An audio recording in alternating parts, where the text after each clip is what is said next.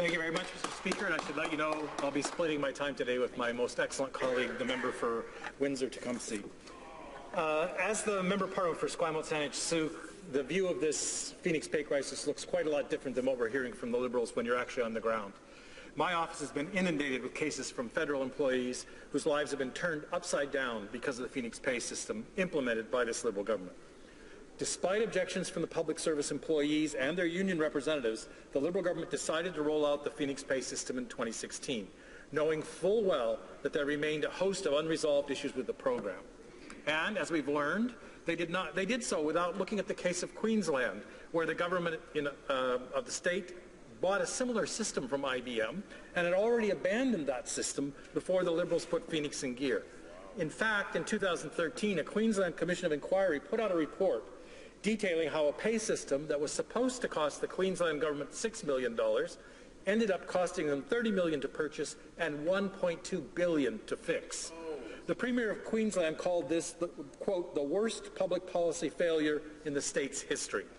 So why did the Liberals proceed with information about this cautionary tale so easily available?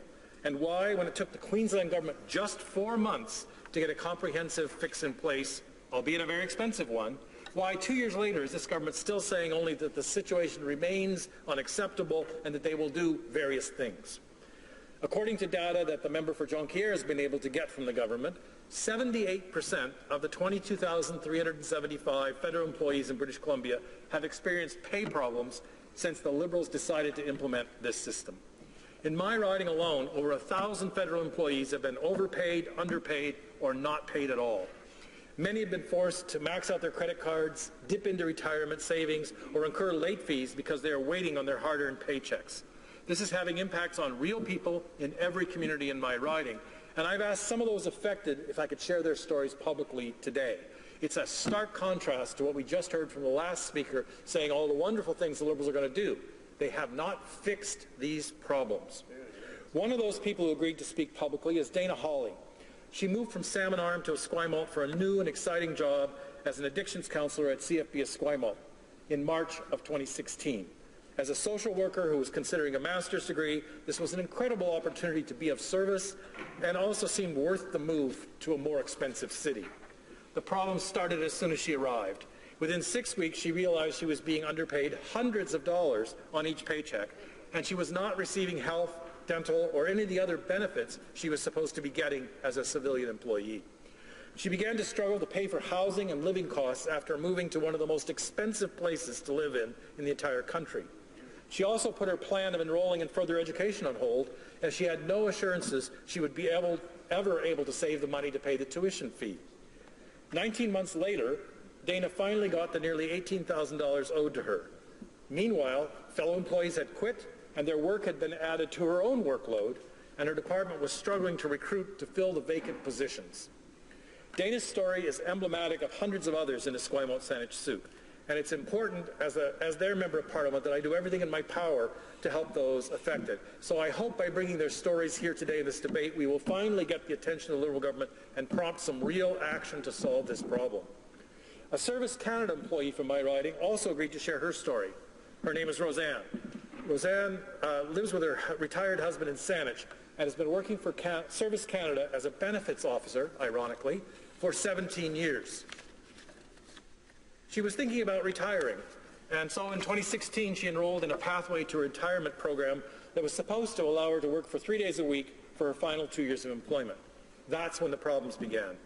Very quickly she noticed that Phoenix was continuing to pay her at her full-time rate, and then, without warning, she received a paycheck with almost nothing on it, as the system tried to collect the gross overpayment all at once, even more money than she'd actually been overpaid.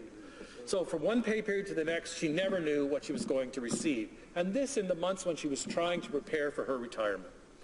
Roseanne was supposed to retire by the end of this month, but she became concerned about finalizing the process, as she knows that would put her at the end of a list of hundreds of thousands of Phoenix cases across the country, and that she might not get the pay that she's still owed before she actually retires. And today, I have to say, I don't know what decision she made. Roseanne's story is emblematic of hundreds of others. Many have fallen behind in their rent or mortgage payments. Some have even had to quit because they couldn't continue to pay the bills while not being paid for work they were doing. Others have had to pull their kids out of post-secondary education programs because they could no longer afford the tuition fees because they hadn't been paid what they'd earned. And so we hear today that there's all kinds of provisions being made that those people can apply for this help and assistance. But in fact, on the ground, that is not happening. Another federal servant who agreed to share her story is Nicole Gervais. She's been working for Service Canada as a benefits officer again for old age security for 27 years. As a single parent, she's tried to work hard, manage her finances well, and was able to get a mortgage on a house in Sooke. In 2016, she agreed temporarily to take on a higher role at work. However, instead of getting a bump in pay, the Phoenix pay system actually decreased her pay and removed the bonus she received for being bilingual. From one pay period to the next, she never knew what she was going to receive. Every month, she had to decide which to pay, her mortgage or her utility bills. Planned family vacations were canceled. Eventually, Nicole's daughter had to quit her languages program at Camosun College. Even though her daughter had a part-time job and she and Nicole were trying to make it work, they decided they couldn't keep going into debt if they didn't know when or if they would ever be able to repay that debt. Quote, "It was a difficult decision to have with my daughter," Nicole said, "but we both agreed that first and foremost we needed to keep the roof over our heads." I don't think anyone who's been working in the public service for 27 years should have to be asking themselves these questions. And it's clear that we are losing the talent and experience of many who aren't able or prepared to survive the financial crises imposed on them by the Phoenix pay system. Leroy Wade lives in Colwood, and he's been working for the Government of Canada for more than 13 years. In 2016, he switched jobs, and he began working as a civilian employee for DND. However, Phoenix never changed his status. Not only was he never sure if he was being properly paid at his new rate, he was no longer receiving pay stubs, so he couldn't even check. Meanwhile, he never received the $7,400 transfer pay he was supposed to get. Leroy told me, quote, "All the guys I was working with were facing similar problems. We would spend hours on the phone trying to reach a pay advisor instead of doing our jobs. And if you ever got a hold of someone, they would pass it on to someone else, and that person probably wouldn't be able to help you either. It was like chasing a ghost," end quote. Eventually, Leroy had had enough and quit. Quote, "I have a family and bills. I couldn't deal with their nonsense any longer. Who knows if I'll ever see the back pay they still owe me," he said. So Dana, Roseanne, Nicole, and Leroy's stories are emblematic of hundreds of others. And I have hundreds of stories from lighthouse technicians, DFO and DND employees, and Service Canada staff, all trying to continue to serve Canadians while their lives have been upended because of Phoenix. In 2016, the government claimed the Phoenix pay system was going to save taxpayers $70 million a year. Now, the minister responsible for this file has not ruled out the possibility that the costs of this fiasco will surpass $1 billion, and we still have no timeline for the government on when it will be fixed. And we continue to see new problems arise every week in my constituency, new cases coming through the door. So it's not like this has been solved and we just have to take care of those old cases. New cases crop up each and every week. Last November, I took 3 particularly egregious cases from DND civilian employees directly to the Minister of Defence at the National Defence Committee.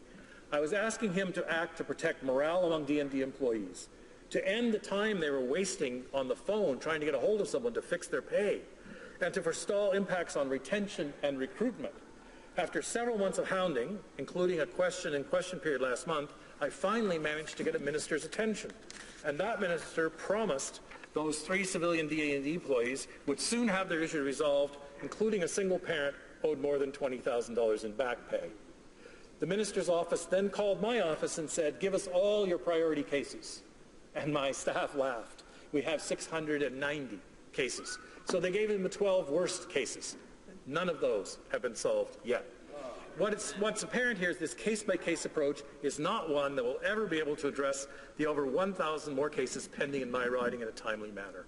It is time the Liberals recognize their failure and, in collaboration with employees and their unions, consider a Plan B that either allocates significant additional resources to pay employees properly or moves on to a different payroll system that does not include Phoenix.